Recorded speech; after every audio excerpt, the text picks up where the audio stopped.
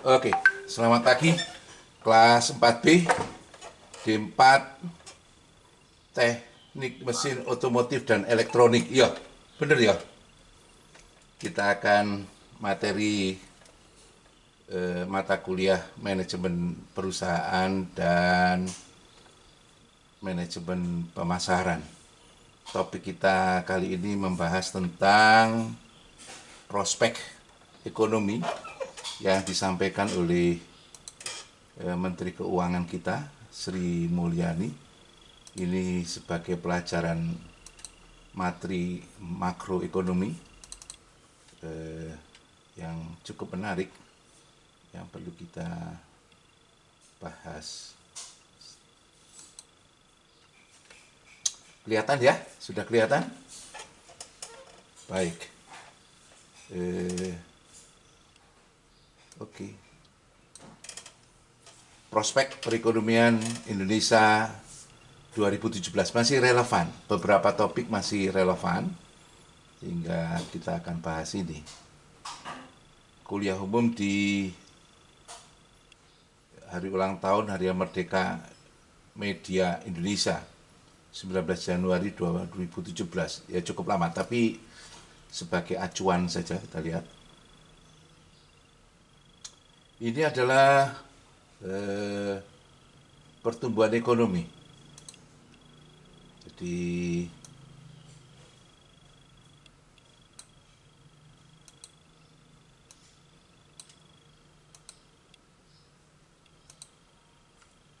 pertumbuhan ekonomi mulai tahun 2006 sampai 2017.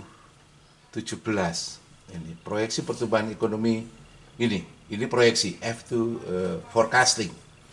Jadi tahun 2016 2017. Ini beberapa versi, biasanya versi Bank Indonesia, versi International Monetary Fund, ini World Bank,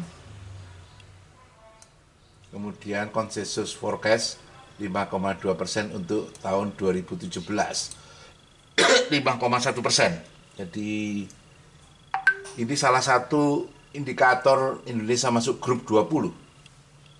Sekarang presidennya adalah Presiden Republik Indonesia, menjadi presiden grup 20. Grup 20 itu salah satu indikator masuk grup 20 adalah pertumbuhan ekonomi yang positif selama beberapa tahun. Ini positif juga yang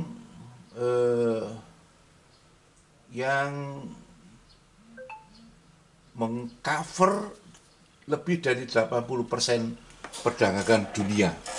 Itu Indonesia masuk di sana.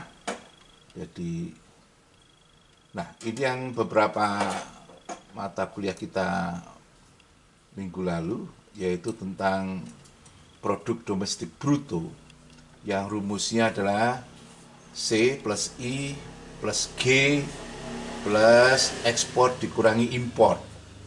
Itu yang dikatakan sebagai produk domestik bruto.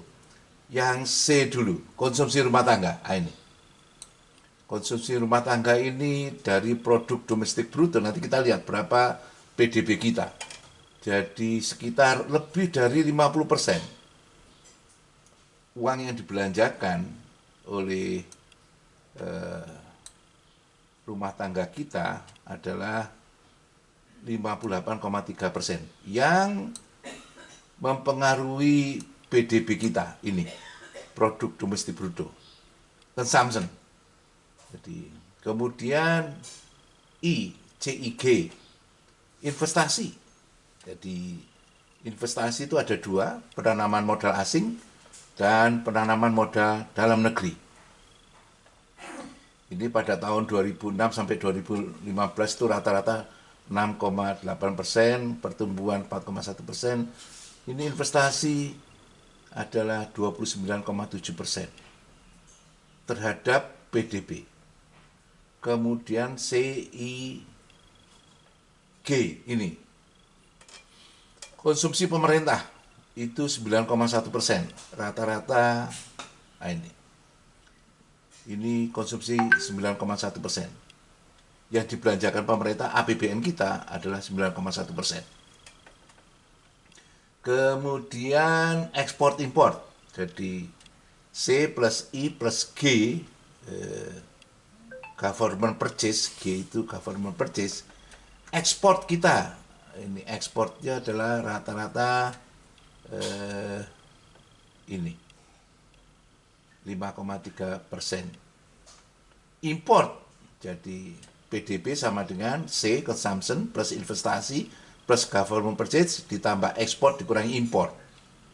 Ini 3,5%.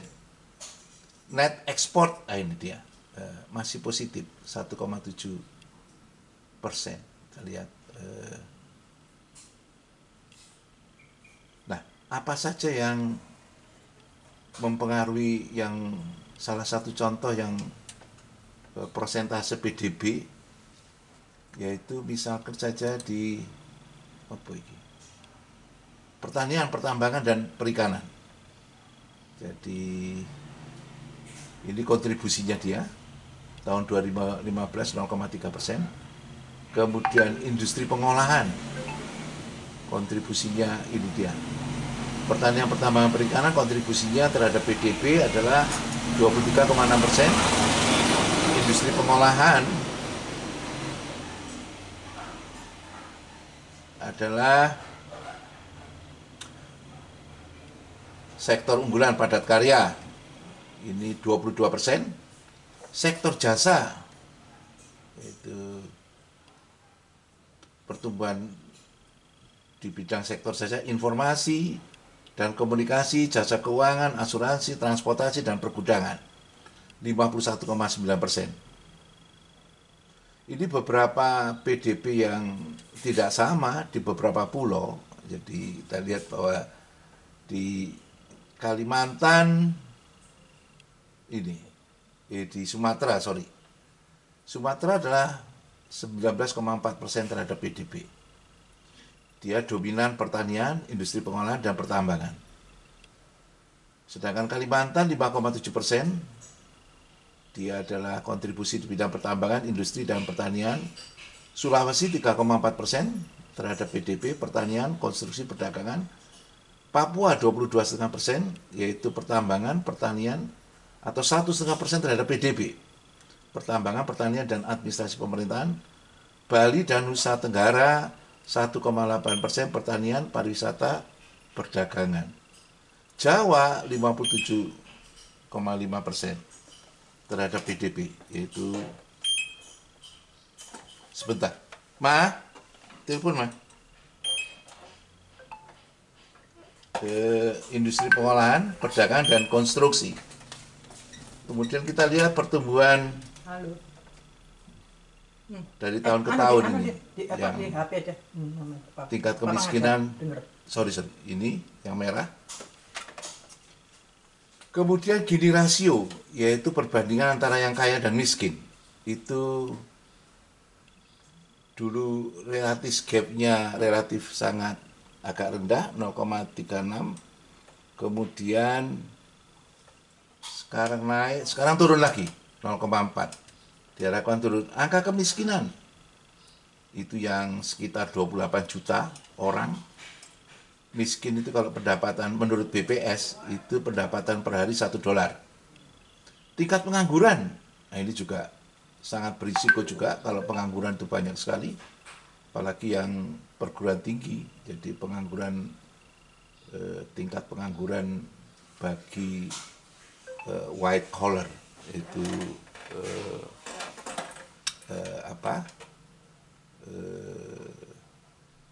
yang lulusan perguruan tinggi. Inflasi, nah inflasi ini rata-rata ini kita lihat ini relatif rendah, sekitar 3-4%. Nilai tukar ini juga dari $1 sekarang 14.100 berapa? 175 rupiah. $1 sama dengan 14.175 rupiah. Kemudian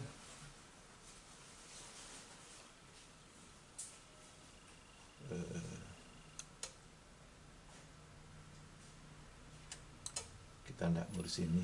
Ini tantangan dalam mewujudkan masyarakat adil dan makmur. Kita lihat mengentaskan kemiskinan. Ini juga menjadi satu topik yang menarik. Kemudian meningkatkan produktivitas, output dibagi input. Kita sudah bahas pertumbuhan yang inklusif dan berkualitas, meningkatkan daya saing. Jadi kualitas produk kita, mengurangi ketimpangan tadi yang kaya dan miskin.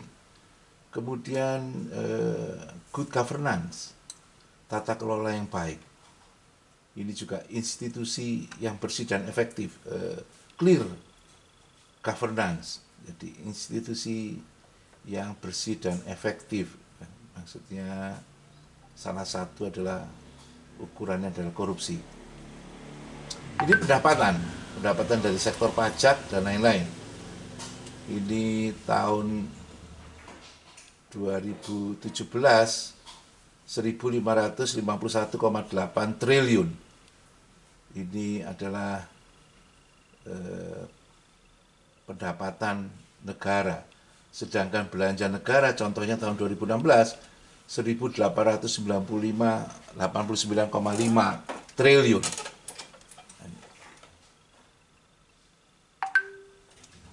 Tax ratio penerimaan perpajakan ini tadi meningkat terus.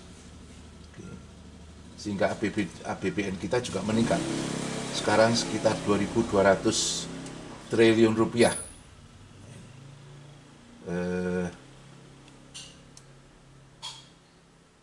Kepatuhan pajak masih rendah, jumlah pegawai pajak juga masih terbatas. Wajib pajak, nah ini wajib pajak yang lumayan tahun 2016 32 juta. Saya punya NPWP sehingga bayar pajak saya. Jadi ini. Kemudian pajak berkaitan redistribusi. Jadi ini enggak begitu adalah. Kita akan yang lain. Kemudian kita sempat amnesti pajak. Jadi beberapa orang yang punya tabungan di luar negeri itu dikasih amnesti pajak yang bagus sekali sehingga banyak orang yang menabung di luar negeri akhirnya menabung di Indonesia atau deposito atau apa ditarik sehingga pajaknya dikasih insentif atau di amnesti. Kemudian juga apa sih artinya daripada ini penggunaan penerimaan negara pada belanja ini, K itu kementerian, L itu lembaga. Arti daripada 1 triliun rupiah itu bisa membangun jembatan sepanjang 3.541 meter atau 3,5 kilometer, atau membangun jembatan 155 kilometer untuk jalan. Kalau ini jembatan, ini jalan. Kemudian subsidi untuk sawah itu lebih dari 52.000 hektar, 52.631 hektar. Untuk perumahan 1 triliun bisa untuk membangun 11.900 unit rumah. Ini untuk gaji guru senior itu 9,4 ribu orang. Gaji Polri setahun 1 triliun sama dengan untuk 10.000 orang. Kemudian beras, subsidi beras sebesar 729.000 ton.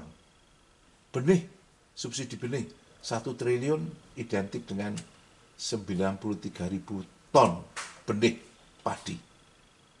Kemudian subsidi untuk pupuk 1 triliun itu identik dengan 306.000 ton pupuk.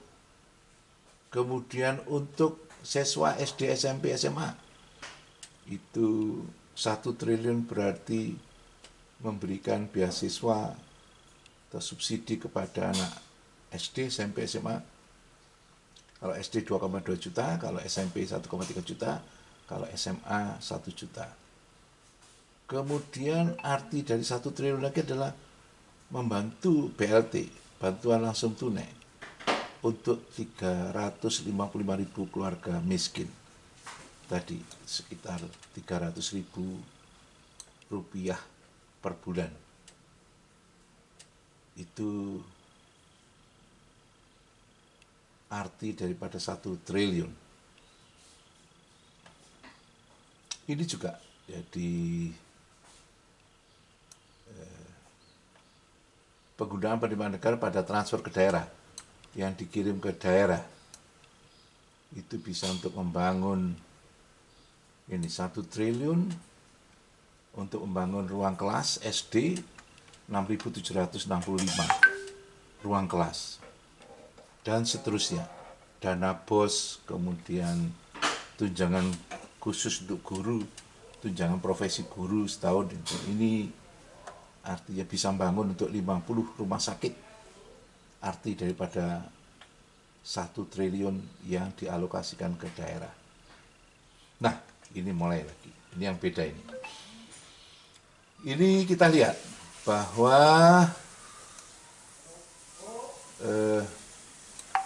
kualitas alokasi belanja membaik seiring peningkatan belanja produktif. Namun efektivitas dan efisiensi belanja perlu terus diperbaiki. Nah ini, mulai tahun 2014, ya kan, ini subsidi energi 1 tahun sampai 350,3 triliun rupiah. Bayangkan, jadi subsidi ini kurang tepat karena diberikan kepada orang kaya yang punya mobil, punya sepeda motor, itu disubsidi. Sehingga harga bahan bakar waktu itu murah sekali. Kemudian subsidinya dicabut. Jadi tinggal sekitar 140-an triliun pada tahun 2017, 77 triliun. Dibawa kemana? Untuk ini, infrastruktur. Dialihkan ke infrastruktur dan kesehatan. Maksudnya kalau kepala rumah tangga itu sehat, maka dia bisa bekerja, bisa untuk menghidupi keluarganya. Infrastruktur, jadi pelabuhan, jalan, bandara, kereta api, ini untuk rakyat banyak. Jadi ternyata kalau Anda lihat jalan tol itu, sepanjang jalan tol sekarang tumbuh destinasi baru. Kalau Anda lihat YouTube saya, banyak sekali tempat-tempat kuliner yang tumbuh karena munculnya jalan tol. Kalau pendidikan ini Undang-Undang Dasar 20% dari APBN. Jadi meningkat terus APBN kita untuk pendidikan. Hingga 4 hal yang menarik adalah pendidikan, infrastruktur, kesehatan, subsidi. Ini yang menjadikan dan subsidi energi terus turun, tapi kesehatan dan infrastruktur anggarannya meningkat terus. Kemudian ini adalah pertumbuhan alokasi belanja kementerian dan lembaga menunjukkan ini.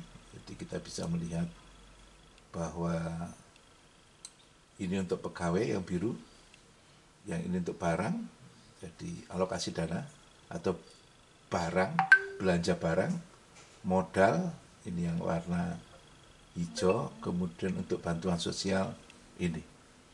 Jadi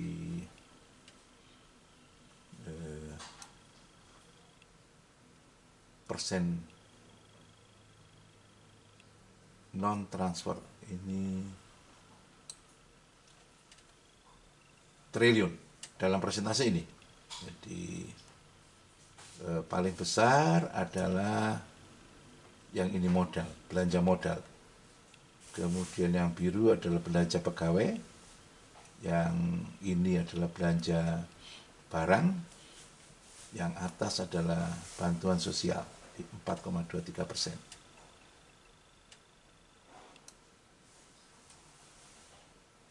Ini gak usah kita bahas.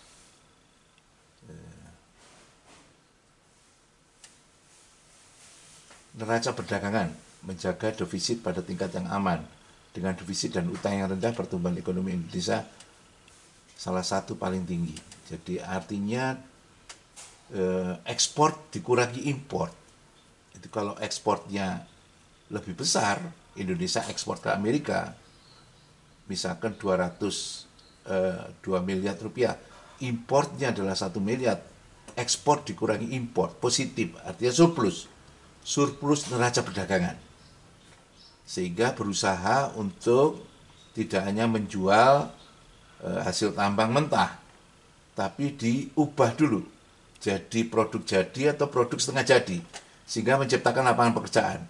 Sehingga ekspor kita lebih mahal karena ada nilai tambah dibandingkan hanya bahan mentah, bahan baku, emas gitu, misalkan bulk itu lebih baik bentuk diolah di Indonesia, diekspor dalam bentuk emas lantakan atau perhiasan atau apa, itu akan nilai tambahnya bertambah dan menciptakan lapangan pekerjaan, dan ada investasi dari negara lain di negeri tercinta, penanaman modal asing.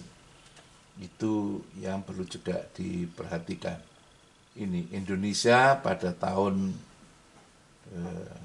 berapa ini, 2017 lah, 2016 mestinya ini minus.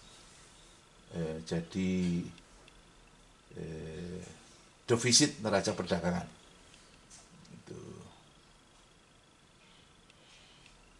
Rasio utang terhadap PDB, kalau utang kita misalkan PDB kita 10.000 triliun, sekarang sih 14.000 triliun, tapi misalkan 10.000 triliun, hutang kita itu misalkan 2.000 triliun, masih 20%.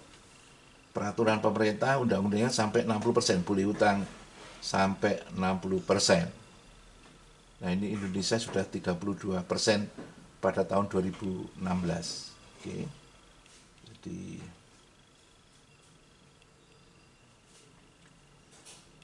kemudian apa ini? Kita tidak lewatkan saja ini.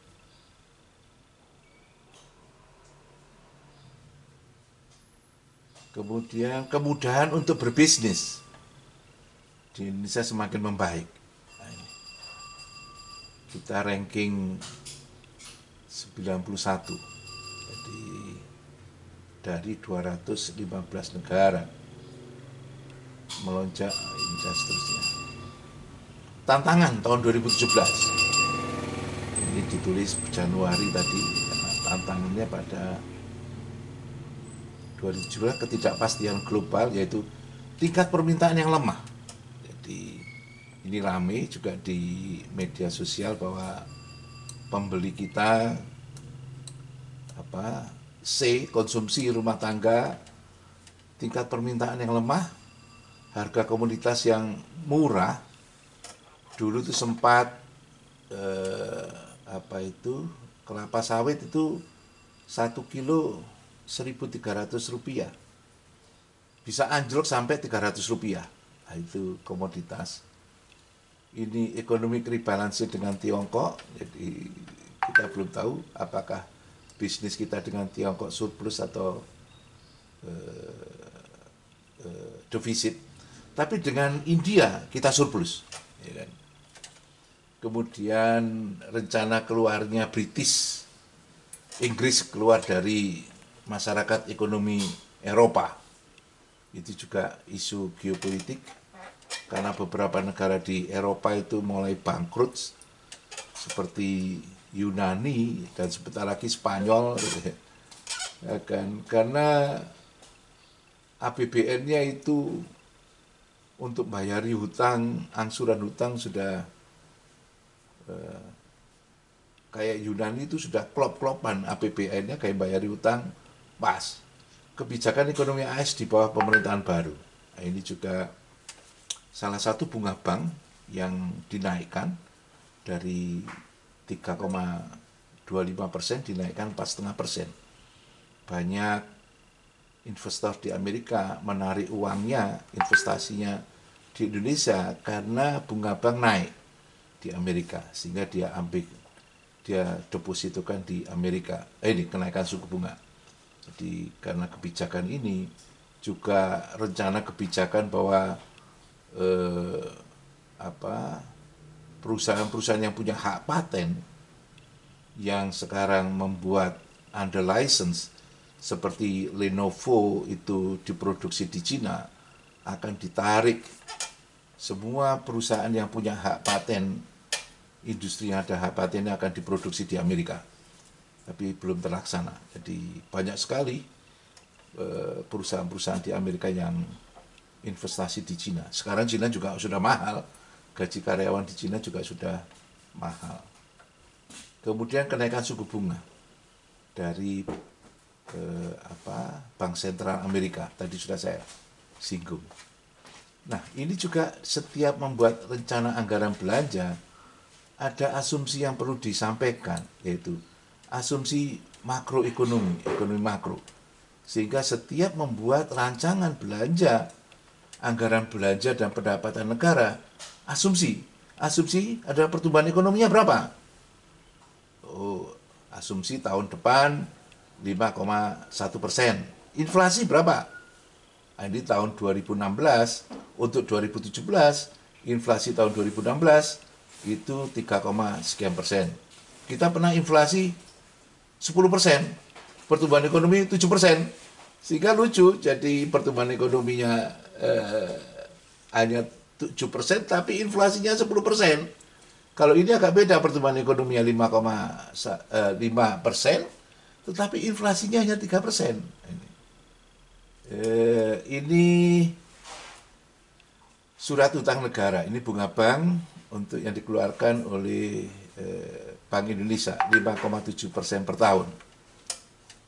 Tadi di Amerika bunga banknya 4,5%, tetapi ya kan, nilai tukar rupiah dolarnya meningkat terus, sehingga orang memilih menarik uangnya.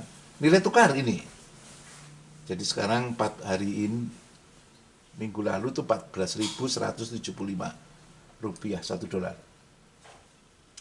Ini Indonesian crude oil.